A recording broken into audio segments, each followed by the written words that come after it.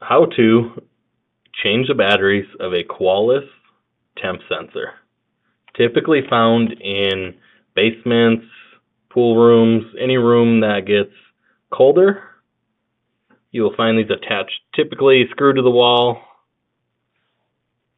And on the top you will see a little notch there. You're going to want to get your screwdriver, little flathead, push her in,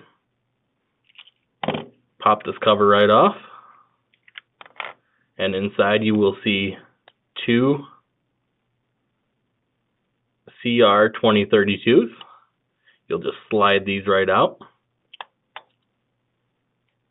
Gonna grab your two new CR-2032s, slide them right back in, the words facing up, and on the bottom you'll see a little groove here. They snap right in, and you're done.